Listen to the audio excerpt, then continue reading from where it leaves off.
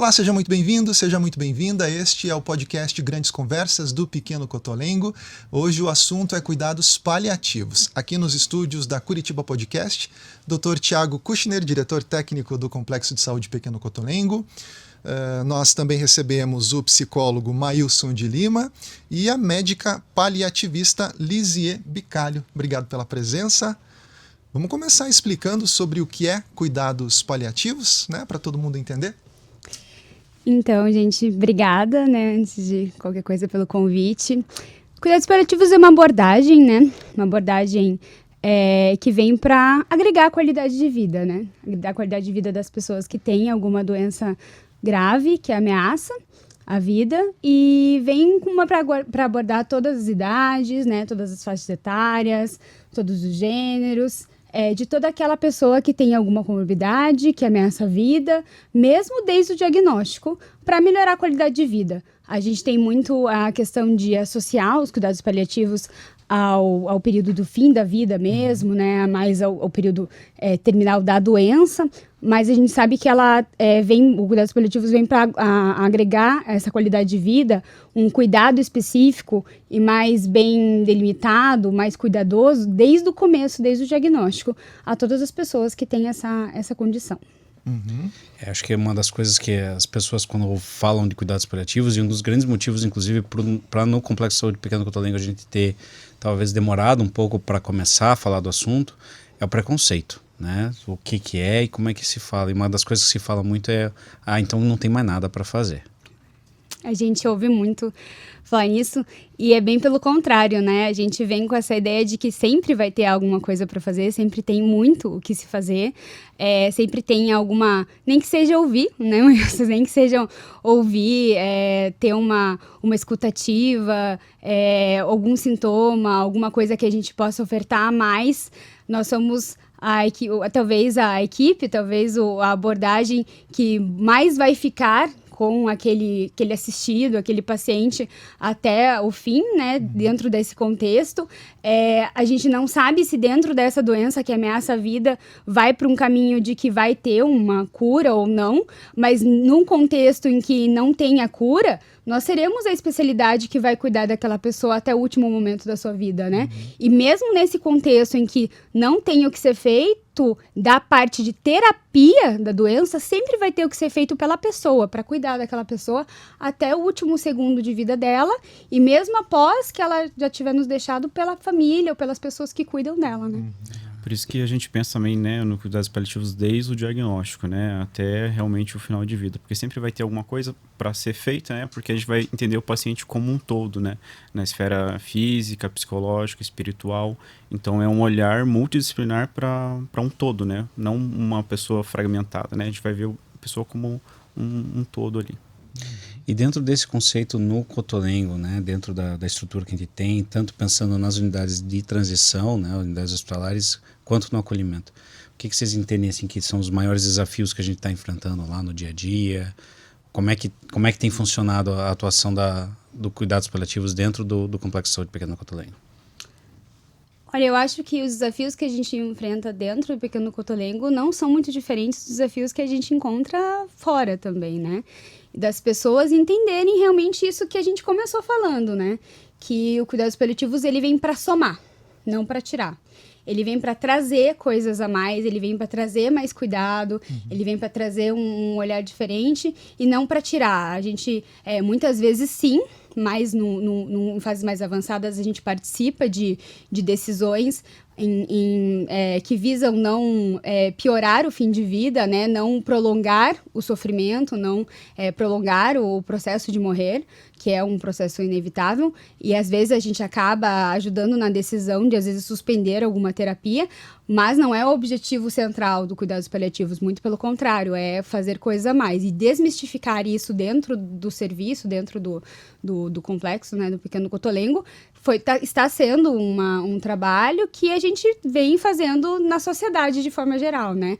Recentemente, agora, foi aprovado a Política Nacional de Cuidados Paliativos lá em Brasília, e então isso está sendo uma coisa que vem de uma onda mundial, que agora vem chegando com mais força no Brasil, e acredito que seja uma coisa que não é diferente em lugar nenhum, né? E acho que uma das principais desafios é realmente conscientizar a equipe. E quando digo equipe, é a equipe geral, a equipe de médicos, a equipe de enfermeiros, são os outros psicólogos que talvez não trabalhem tanto com a área, com fisioterapeutas, todo mundo.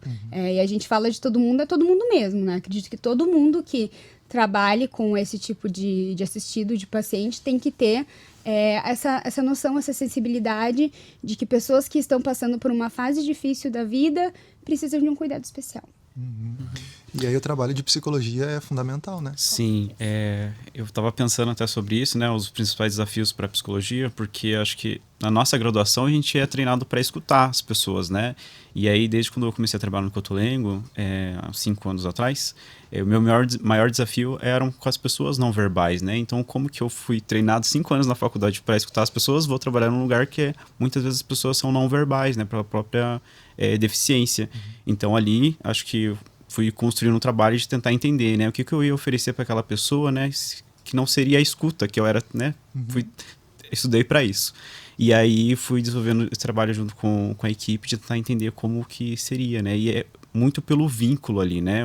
O quanto você vai conhecendo o paciente. Isso é essencial no trabalho com pessoas com múltiplas deficiências e pessoas que estão em cuidados paliativos, né? Você conhecer a maneira de expressar que ela vai ter, que é muito singular, né? Então é para um olhar, é para um gesto, né? É para às vezes um movimento diferente, um comportamento diferente. Então é um trabalho muito sensível da psicologia, né? E dos outros membros ali da equipe, de você entender aquela pessoa e saber como ela vai se comunicar, né? Porque a gente pensa, né? A pessoa em cuidados paliativos, o essencial é que ela participe do seu cuidado, né? Que ela fale o que ela quer. Principalmente, né, do começo do diagnóstico até o final de vida, né? Quais vão ser os cuidados que ela vai querer. E ali, muitas vezes, né, tanto no acolhimento ali, que a gente tem pessoas com múltiplas deficiências, que são não verbais, até nas unidades de transição de cuidado, a gente tem pessoas que têm sequelas pós-AVC, que, né, tem uma afasia e que não conseguem se comunicar. Então, a gente vai ter que desenvolver alguma alternativa ali, né, de comunicação alternativa com esse paciente para a gente entender quais vão ser os desejos dele, né, em final de vida. Então, acho que são vários desafios, assim, que acho que a gente tem que ter uma sensibilidade bem grande de entender aquela pessoa e o jeito que ela vai ter de se expressar os seus desejos. E qual que é o papel da família nesse processo? Agora a gente está, né, mais recentemente com pacientes que têm famílias acompanhando e ativamente acompanhando aqueles pacientes. Qual que tem sido a interação e qual que são de que maneira que uma família pode ajudar num processo de cuidados paliativos? Eu acho que, né, a equipe multi auxilia muito nessa parte, né? Então, desde a gente sentar com a família, né, entender o que eles estão compreendendo ali do diagnóstico, né, do processo de cuidado e fazer essa orientação, né? Acho que primeiro faz esse levantamento, o que se entende, e depois vai partir para as orientações, né, com a equipe e família. Mas acho que a família é um papel essencial, assim, né, de olhar para esse paciente, né, e ver as necessidades que ele vai ter, né? Perceber que o paciente não tem mesmas funções que antigamente, né? Então acho que tem também um processo de elaboração de luto ali, né? Que tiveram perdas funcionais, né? Perdas sociais, né? Aquela pessoa que era ativa naquele momento não vai ser ativa, né? Acho que tem um papel também de você ressignificar os seus ideais, né?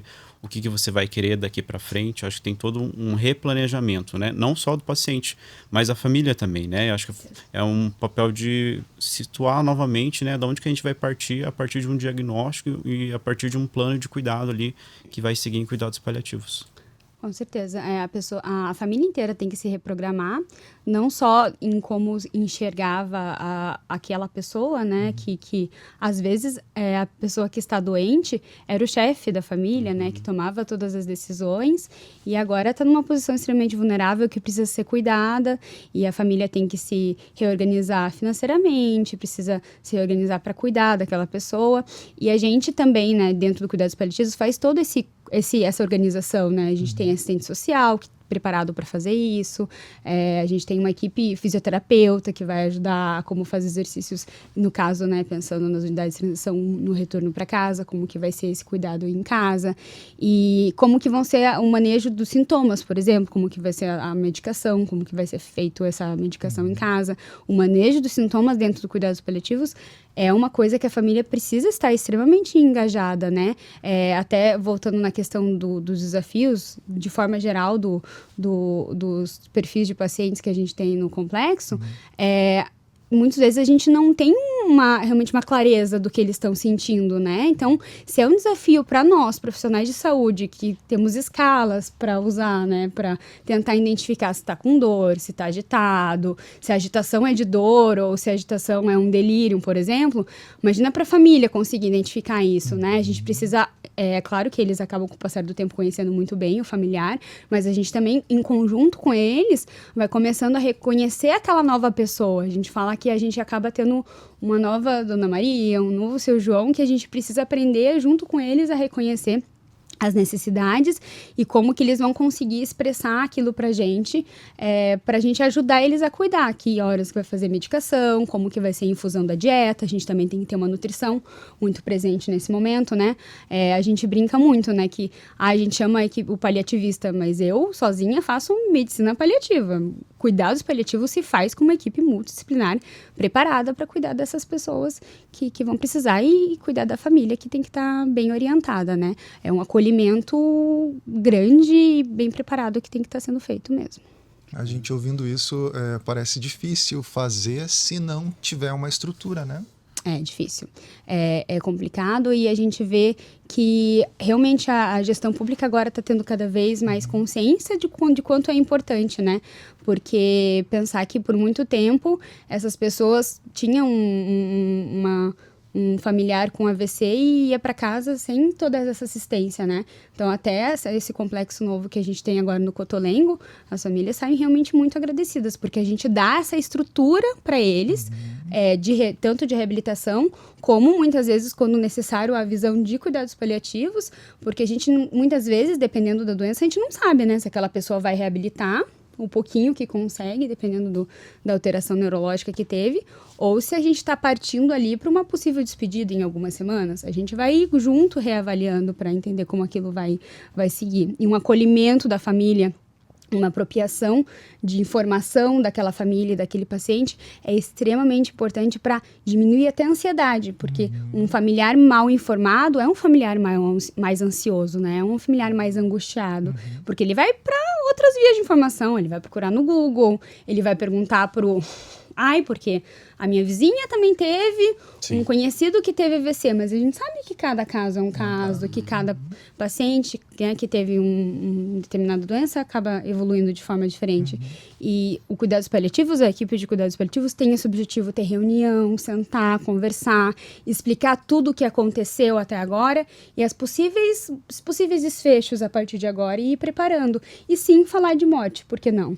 Se é uma doença ameaçadora, né, da vida, como a gente comentou, a gente precisa falar sobre os possíveis cenários. E se um dos possíveis cenários é a morte, não é um tabu. A gente tem que falar sobre uma possibilidade de um falecimento e amparar e acolher a família para essa possível possibilidade. Acho que isso você comentou, né, da família se organizar, né, para aquilo. Uma coisa que eu já presenciei em algumas situações, e acho que talvez vocês já tenham visto também, é aquele familiar que aparece de última hora. Né? Então, aquela paciente de última hora, ou que chega, às vezes, há muito tempo sem visitar o paciente, e daí a impressão que dá é que fica uma sensação como se a pessoa estivesse tentando resolver problemas do passado, ou resolver fragilidades que tenham acontecido no passado, uma sensação de culpa até.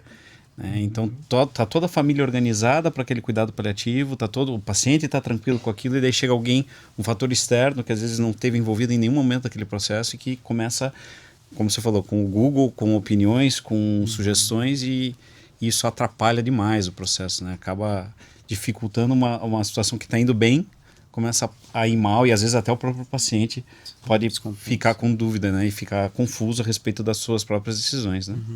Mas eu vejo que o trabalho também é um pouco parecido, né, de você chamar esse familiar, né, acolher ele, né, validar ali o que ele fala, mas ao mesmo tempo já ir orientando, né, falando como se deu desde o diagnóstico, né, como foram as intervenções. Acho que é muito importante quando você fala, né, a gente fez isso, ele respondeu assim, a partir disso a gente pensa em um novo plano de tratamento, pensando no quadro dele atual.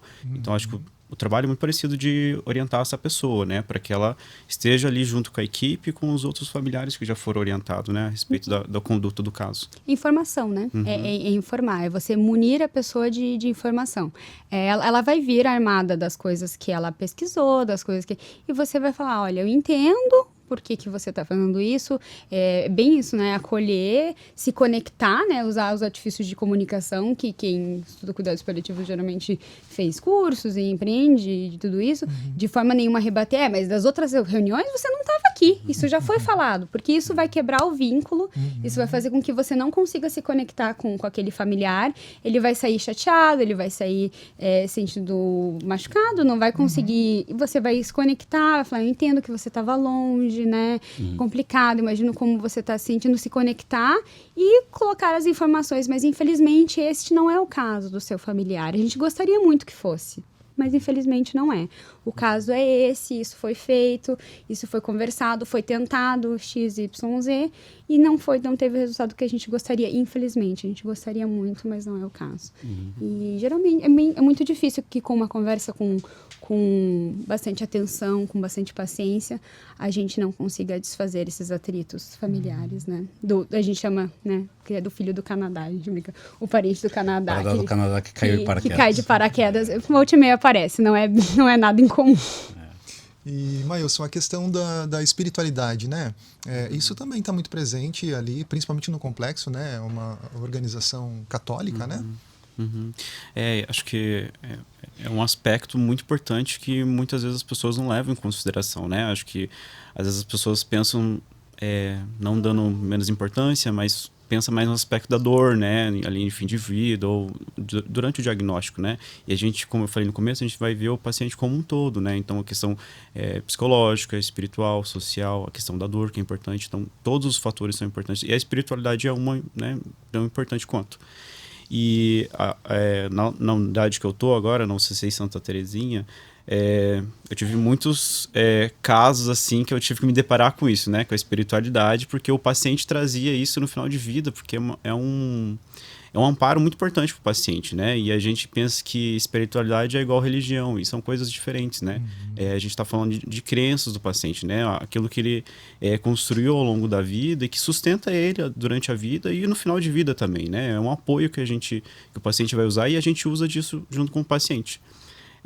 Teve até um caso que às vezes eu conto, assim, até nas reuniões, de uma paciente que, né, a equipe me chamou para ir lá atender ela, porque ela estava um pouco ansiosa ali, estava meio descompensada, e eu fui lá atender ela, né, usei todas as minhas técnicas ali, até uma técnica de respiração, fiz um acolhimento ali, né, uma escuta ativa com ela, mas ela pediu para fazer uma oração para ela, né, e naquilo eu me quebrei, assim, né, falei, nossa, vim aqui fazer um atendimento. Sem chão.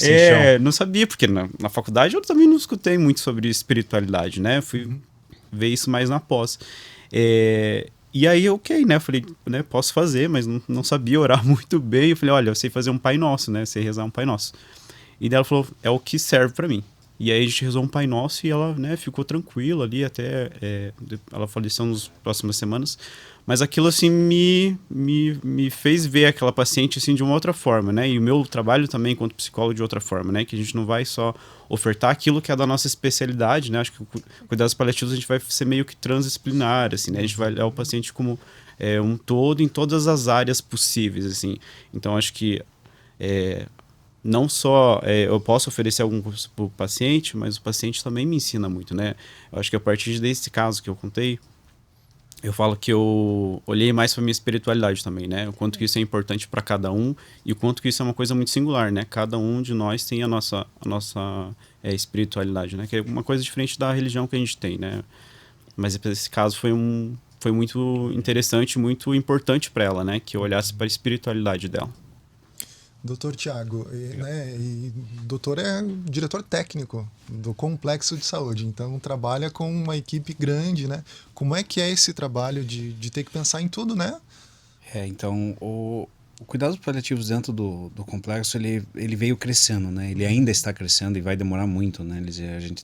A Lizia agregou a nossa equipe agora há pouco mais de um ano, né, Lizia, que você entrou. E antes disso a gente já tinha outros profissionais que tinham experiência em cuidados paliativos, mas não necessariamente formação específica nisso, né? Então eu estou no Cotolengo agora faz 9 anos. E nos primeiros anos esse era realmente um tabu, né? Era algo que não se conversava, não se falava. Muito mais por um medo, né, do público externo pensar mal de nós, né, pensar mal do trabalho que estava sendo feito lá dentro, entender que a gente estava não tratando os pacientes lá dentro, do que necessariamente por um não entendimento ou uma não concordância com o tratamento, né? E isso foi um trabalho de muitos anos, né, de se conversar com as lideranças da comunidade, conversar com a direção do Cotolengo e com as lideranças das equipes dentro do Cotolengo sobre isso, porque é muito fácil dentro do cuidados paliativos ficar essa impressão de abandono, né? E é tudo que a gente não quer passar nunca, né? Então os nossos moradores, os nossos assistidos são nossos filhos, né? E a gente vai cuidar deles até o final e com a melhor qualidade possível. E se a melhor qualidade possível inclui a necessidade de controle de dor, inclui a necessidade espiritual, inclui a necessidade de preparar a morte, isso também é cuidar bem, né? Então, aos poucos isso foi crescendo da instituição. Há cerca de 4 anos a gente teve agora a Comissão de Cuidados Paliativos, né? Que no nosso caso é a Comissão de Cuidados Crônicos, Paliativos e Humanizados. Eu sempre falo que se um cuidado é paliativo, ele tem que ser crônico, ele tem que ser humanizado, né? Mas a gente quis reforçar essas duas palavras dentro da comissão, que é a comissão responsável dentro do Cotolengo por orientar as equipes, por treinar as equipes, por desenvolver ações, né, para educação, né, e para melhoria na qualidade. E agora nesse mês de outubro, né, a gente tem o Dia Mundial dos Cuidados Paliativos, que é o dia 8 de outubro, né, e uma das grandes motivadoras aqui desse podcast também, né, sobre a gente cada vez mais falar sobre o assunto e trazer isso mais à tona, porque ainda mais na população que a gente atende. Isso é essencial, né, a gente não temos praticamente nenhum paciente dentro do Cotolengo que em alguma medida não poderia ser considerado um paciente em cuidados paliativos. Com certeza não vai ser um cuidado de terminalidade, né, como a doutora Elisia falou, mas são pessoas com doenças graves e que podem falecer daquelas suas doenças e, portanto, precisam ser bem tratadas e cuidadas dentro desses conceitos. Então, uma coisa que a doutora Elisia comentou e o Maílson também abordou brevemente é sobre a questão da dor. Então eu queria que vocês falassem um pouquinho sobre o cuidado da dor e o controle da dor dentro do contexto do cuidado paliativo. Acho que é um dos pilares, né? Até na própria definição da OMS de cuidados paliativos, ele fala lá sobre a definição e ele fala de dor e sintomas, ele salienta especificamente a dor. Até foi achei tão relevante que acabei indo fazer especialização de dor, apesar da especialidade de cuidados paliativos, porque realmente a gente vê que tem um impacto muito grande na qualidade de vida, né? E dentre as doenças que a gente mais acompanha dentro de cuidados paliativos, doenças oncológicas, neurológicas, a gente vê um impacto muito grande da dor dentro desse contexto, né? E não é diferente dentro do complexo, né? A gente vê muitos pacientes, muitos assistidos que precisam dessa avaliação. Então, a gente tem o costume de eu fazer alguns tipos de reavaliações de dores de diferentes fundos, às vezes dores neuropáticas, né? Que são dores de um fundo mais nervoso, neurológico. E fazendo essa reavaliação de tempos em tempos, que precisa de uma reavaliação diferente. Muitos deles não interagem da maneira mais clássica com a gente. Eu não consigo fazer as escalas de dor que eu aprendo lá na pós, para me falar de 0 a 10 quanto está a dor. Então, são abordagens diferentes que eu mesma aprendo junto com eles, como que eles vão me avaliar a dor. Eu vejo pelo rostinho deles, para ver se eles estão com um semblante mais calmo, se estão com um semblante melhor, pior, se eles estão comendo melhor ou pior, se eles estão mais tranquilos, se eles dormiram bem aquela noite. É dessa forma que a gente vai fazendo controle. As cuidadoras, essa equipe de enfermagem que está junto, o restante da equipe que está com eles durante a semana, né? Eu fico mais um dia da semana lá e eles vão me passando, a equipe assistente vai me passando como que está o controle. E eu digo que eu acho que a gente está fazendo um trabalho bem legal, também especificamente com a questão da dor, revisando o protocolo, para a gente conseguir estar mais atualizado no que tem de mais novo, assim, de acompanhamento dos sintomas e agora mais especificamente da dor. A gente sabe o quanto é muito relevante, principalmente porque muitos também têm a questão da síndrome de mobilidade, né? pessoas que são imóveis, que precisam de ajuda para se mexer. A gente pensa, né, se a gente dorme numa posição, é muito difícil da gente acordar na mesma posição que a gente foi dormir. Então, a gente se mexe ao longo da noite porque a gente tem que se ajeitar para a parte muscular. Muitos dos nossos assistidos, muitos dos nossos pacientes não têm essa habilidade de se mexer sozinho, de um lado para o outro. Então, eventualmente, eles vão ter dor osteomusculares, eles vão ter contraturas, e isso causa dor. Então, tudo isso é importante da gente ficar de olho para garantir o máximo de conforto mesmo para eles. Uma pergunta mais espinhosa. É possível fazer cuidados paliativos de terminalidade em casa? É possível fazer. É possível fazer, sim. A gente tem bastante procura desse tipo de coisa hoje em dia, principalmente quando é um pedido da pessoa. E a gente sempre fala que para fazer cuidados paliativos em casa precisa ter uma soma de componentes, né? Que é acesso aos recursos, uma vontade da pessoa e uma disponibilidade da família, né? Se a gente tem só um dessas questões e não tem os três que somando junto, é muito difícil da gente conseguir proporcionar isso para a pessoa. A gente tem vontade, hoje em dia a gente tem serviço de atenção domiciliar, a gente tem outros tipos de ferramentas, né, que consegue às vezes proporcionar isso, mas é possível. É um desafio, a gente fala que muitas vezes é mais romantizado do que de fato é, porque as pessoas falam, não, eu quero falecer em casa, quero falecer na minha cama. Tá, mas para isso poder acontecer, né, às vezes até o falecimento em casa, ou que seja antes mesmo do falecimento, a pessoa passar o máximo de tempo em casa, precisa ter essas coisas, a pessoa precisa ter acesso às medicações em casa, precisa ter acesso às avaliações em casa, e daí a gente fala, tá, a avaliação da equipe médica, da enfermagem, mas são outras coisas que são importantes também, né? O restante da equipe multi. Quantos psicólogos atendem em ambiente domiciliar? São pouquíssimos que têm essa assistência. E o restante da assistência que seria muito interessante, né, de se ter. Então, é possível, mas a gente tem, principalmente no contexto público, várias limitações. Não sei o que você...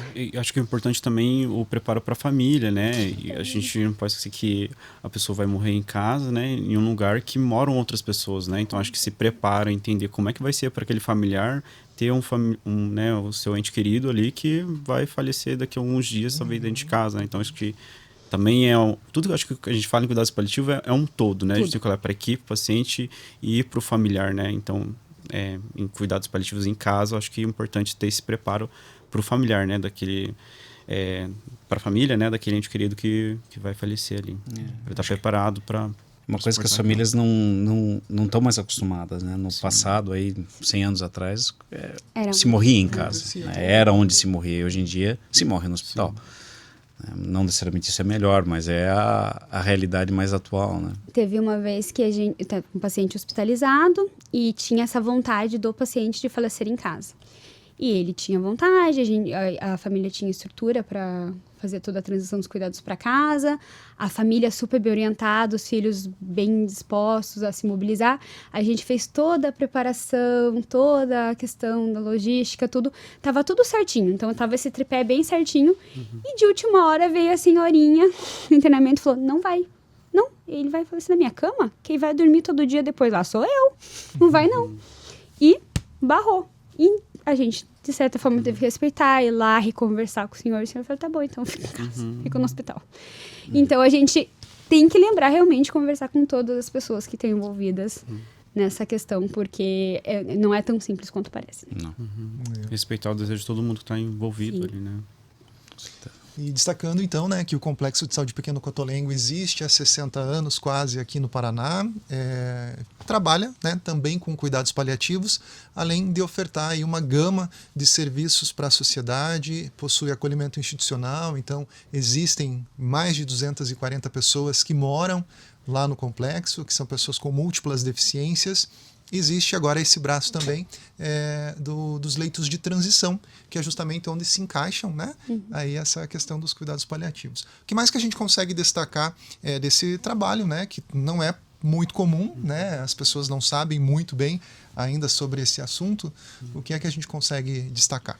Acho que tem uma ferramenta importante que a gente começou a usar lá no Cotolengo, que é a DAV, né, que são as Diretivas Antecipatórias de Vontade. E eu não... foi acho que nos últimos 2 anos que eu comecei a usar, assim, né? E foi uma ferramenta muito importante para mim.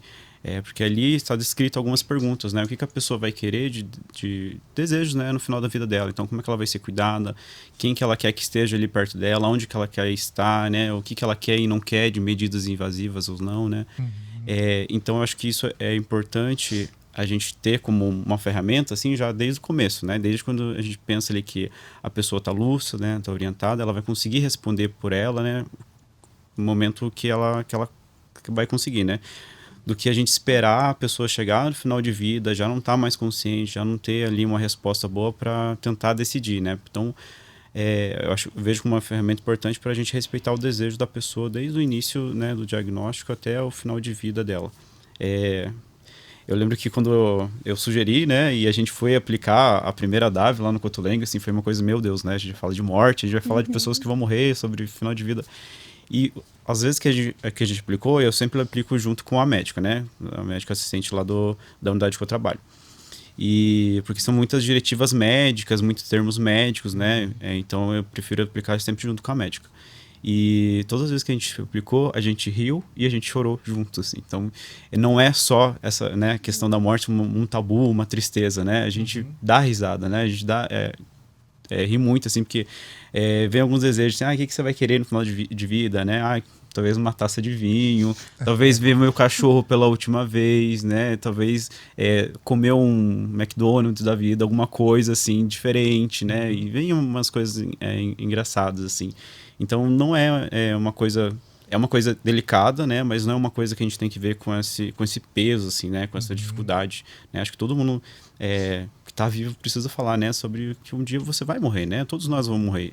Então, a gente não precisa esperar chegar no final da vida para a gente tomar as nossas decisões, né? Qualquer pessoa pode fazer uma DAV e, né, notificar seu médico, notificar seu familiar. Qual que vai ser o seu desejo no final de vida, né? Para que a gente respeite a dignidade e o desejo da pessoa. Isso tem a ver até com os cuidados, por exemplo, medicação, coisas assim, não? Todos os cuidados. Sim, tem a ver com todos. A gente entende que na nossa cultura, de forma geral, a gente tem uma tendência muito a trazer para os cuidadores, né, e não para a pessoa. E vem bem contra isso a questão de levar a diretiva antecipada para a pessoa mesmo poder falar o que ela deseja. No que tange a tudo, assim. A tudo. Mas a gente sabe que o que é decisão técnica tende a pesar nas costas de quem tem as questões técnicas. Então, tudo tem seus limites e a gente explica isso até para o paciente, né? Dentro do que é cabível, a gente faz a conversa das diretivas. E geralmente é realmente uma coisa que parece uma conversa mais pesada do que de fato ela é, né? Porque a pessoa geralmente gosta de se apropriar daquilo, né? E a gente faz a conversa com quem dá abertura, né? Tem pessoas que não querem conversar sobre isso e se respeita e aquilo acaba se deixando para um outro momento ou nem acaba sendo feito, mas para aquelas pessoas que têm o desejo, a gente como profissional de saúde tem que normalizar, né, essa conversa. Isso não só para de transição, mas para outros assistidos, de forma geral, isso, aqueles que têm a vontade, que têm a consciência, isso pode ser feito, né? É uma coisa que, na verdade, todos nós, né, culturalmente, deveríamos ter menos medo, né, menos receio de falar sobre uma das poucas certezas que a gente tem na vida, que é a morte, e pensar como nós gostaríamos de ser tratados se algo grave acontecer. Não necessariamente uma doença que vem aos poucos, mas se algo mais agudo acontecer, como eu gostaria de ser tratado? Talvez isso deixasse menos pressão até para as pessoas queridas que poderiam cuidar de nós, isso, né? A hora que você, como pessoa, como indivíduo, está definindo o que você quer de cuidado, você está tirando das costas de outra pessoa tomar essa decisão por você, né? E como familiar é uma decisão difícil, né? Uma decisão que pesa, é uma decisão que às vezes a traumatiza, né? Se não for bem trabalhada. Então, você ter esse documento que parece só um papel, né? Mas ele tira a pressão da família, porque de uma hora para outra aquela briga que ia acontecer entre o tio e o primo, né, sobre o que fazer ou não fazer, não precisa ter aquela briga porque o próprio paciente definiu, né, em um outro momento, em um momento mais tranquilo, o que ele queria. E de uma hora para outra não é mais briga, é só uma questão de seguir o que foi alinhado previamente, né? Eu vejo que isso auxilia muito no processo de luto também. Acho que fica um pouco mais tranquilo você levar depois, né? Quando a decisão é tomada pelo paciente, né? Quem que é a melhor pessoa para tomar as decisões, se não o paciente, quando ele consegue fazer essa tomada de decisão, né? Então, acho que para a família fica esse aspecto depois que a pessoa se vai também, né? Que a gente respeitou o desejo daquela pessoa. Acho que isso é uma coisa muito importante dentro do processo de luto. E só complementando o que a doutora estava falando, eu vejo realmente que tem essa estranheza, né? Quando a gente fala para o paciente, tem aqui um documento, né? A gente convida ele, né? Se ele quer responder as perguntas da DAV, explica o que é a DAV.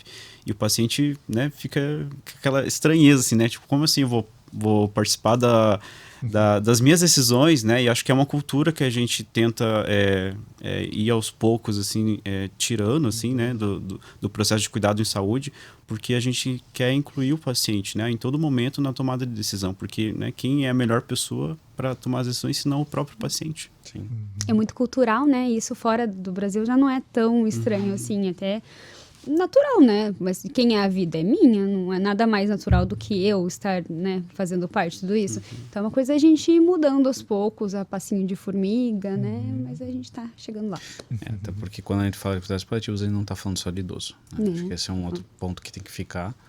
Cuidados paliativos é uma especialidade que vai, como a Alizé falou no começo, né, ela vai abranger todas as faixas etárias. Tem cuidados paliativos em pediatria também, que vem com seus próprios desafios, vem com suas próprias dificuldades, né? A gente tem presenciado agora, né, com as unidades de transição dentro do Cotolengo, muitas vítimas de trauma, e dentro disso também o impacto que isso traz, né, para uma vida jovem, uma vida que tinha muito ainda a viver. E o quão mal preparado a gente está para lidar com essas situações, né? Tanto como indivíduo como família também. Então, normalmente são situações ainda mais traumáticas, ainda mais complicadas, porque normalmente não se teve o tempo, né, de se preparar para aquilo e de se conversar sobre aquilo, né? Então, é algo que acho que a gente tem que trazer para dentro das nossas conversas, dentro da família, no dia a dia.